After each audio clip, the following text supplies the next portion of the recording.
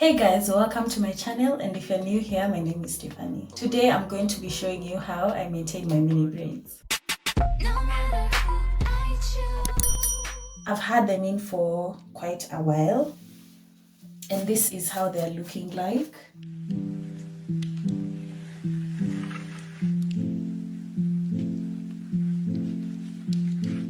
I feel like mini braids are such a versatile hairstyle, and it's been a couple of weeks. So essentially, these are the products that I'm going to use today while showing you how I maintain my mini twists, and I'm going to go explaining each one of them one by one. So in here I have warm water, and as a girly with low porosity hair, warm water really helps to open up the cuticles since they are tightly packed.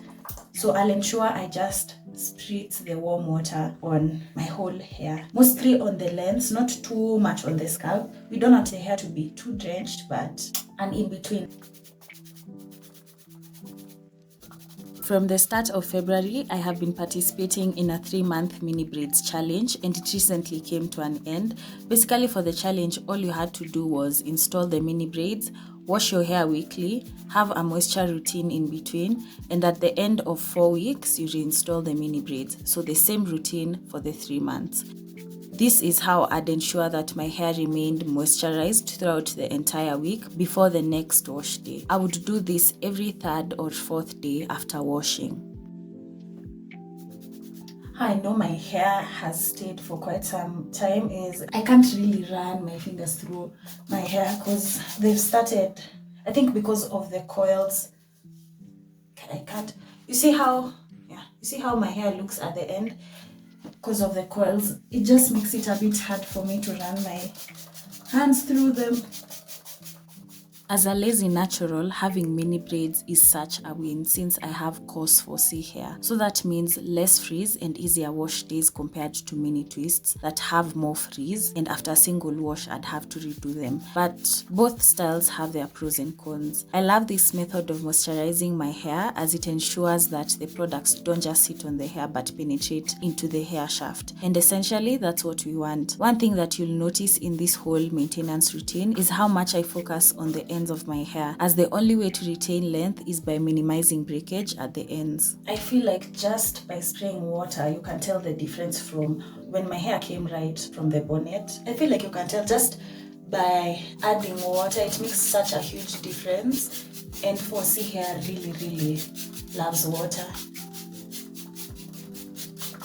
I think I'll do a side-by-side comparison so that you can see how my hair looked before I spritz some water and then after water is incorporated. So this is the amount of water I've used. This bottle is really tiny, but I feel like this is a substantial amount of water used. There are times I can drench my whole hair with this entire bottle, but for today we're just going to do it at about half. So the next thing that I do is add a leave-in conditioner. So depending on how my hair is feeling, I'll either go for the Mizani 25 Miracle Milk or the ORS leave-in conditioner. On a regular wash day, after I'm done with the whole routine, I use the leave-in conditioner as the final step of my wash day routine before I oil my hair. Then when I'm maintaining my hair days after wash day, I use the 25 Miracle Milk because it's very lightweight. It even has a spray compared to this, which is more thicker. It doesn't have a spray. So because this is a bit too thick, I added water just to make it lighter. I don't know whether I can show you the consistency of what I've added water because I have a new bottle. This is an unopened leave-in conditioner. They're the same. Yeah, they are the same. But this one I ensured I added a bit of water just to make it lighter because it's a bit heavy. Let me show you the consistency of what I added water, and I feel like to prevent product buildup I just needed to make it a little bit lighter. So this is the consistency when added water. Then let me show you what the other looks like. Then now this is the original consistency. Like, can you see how thick it is? It's not even as runny.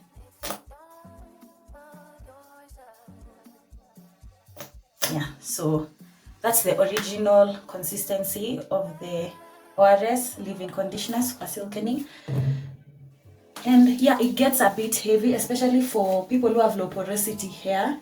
It doesn't really absorb as well, especially if it's on like mini braids or mini twists. But generally, I love the product. I've had these mini braids in for a couple of weeks and I'm about to wash my hair, so I don't mind going with this. I mostly use this when I feel like my hair is not as hydrated or moisturized and it's really thirsty. I'd go for this. And between the two, in terms of smells, this one smells way better.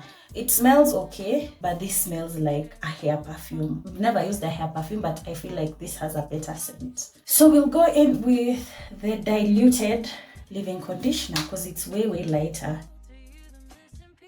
So I only apply this to the lengths of my hair. I don't go to the scalp. I focus on the lengths and the ends.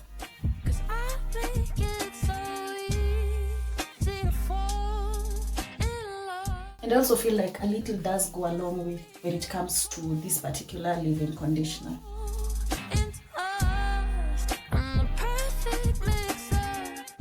Then now for the ends.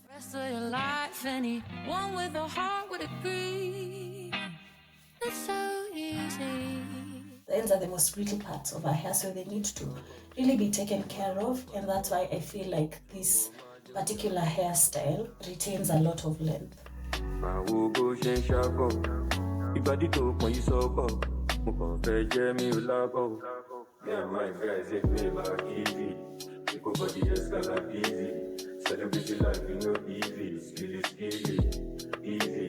Are you gonna lose your easy? Too much of easy. I see.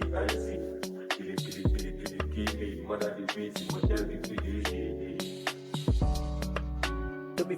So after I'm done with the leave-in conditioner, I go in with an oil to seal in all the moisture that I have incorporated through the water, the leave-in conditioner. Now we seal it all with an oil. There are times I decide to go for a cream, but again, I feel like that would be too much. But it depends, honestly. There are times I'd use a cream. But for today, we're just going to seal it up with an oil. And this is the oil that we're going to use today. I recently got it from Design Perfection and I had to do a test for it to see whether it will react on my hair, which it didn't. That's a plus.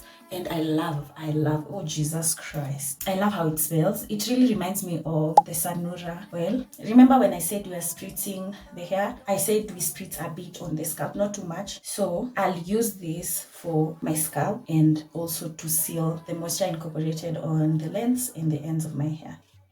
For a very long time, I never used to oil my scalp or hair because I had eczema, which is a chronic inflammation of the skin characterized by intense itching, red patches, and dandruff-like flakes. And any products I'd use that would remain on my scalp would definitely irritate it. Before anything else, I ensure I massage.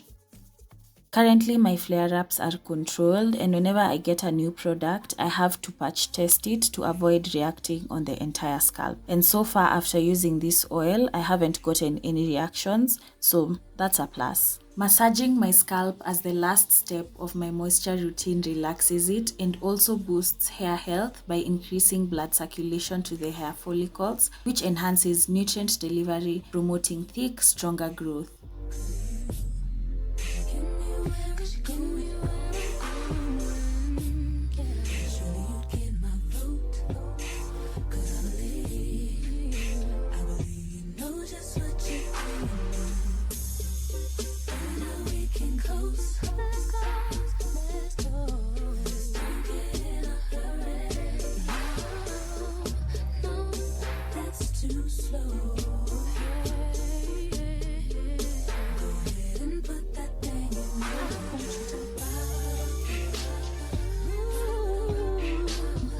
Every night before I go to bed, I ensure that my hair is in a silk bonnet. This is my silk bonnet. It's interchangeable, so I can wear it on either side, either this black side or this turquoise green side. It has an adjustable strap, so it's not too tight when I sleep. I can adjust it to whatever liking, depending on how tight I want it to be. And so far, it's been good. It doesn't come out when I sleep. Right now, my hair is tied up because because I'm just from the shower. Whenever I'm wearing my bonnet, I ensure that my hair is not tied up. I like this adjustable side on the back.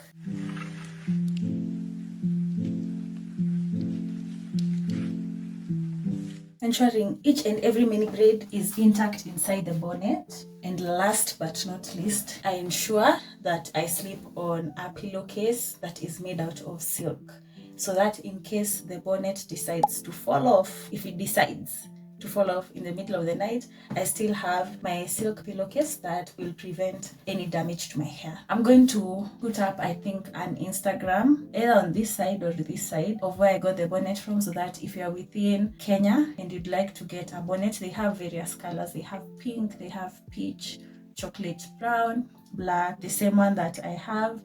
You can just get it as well. Yeah, and that's it in terms of how I maintain my mini braids. Thank you so much for watching. If you found this video helpful, kindly give it a like, a comment, and subscribe to the channel for more hair care tips and tricks. See you on the next one.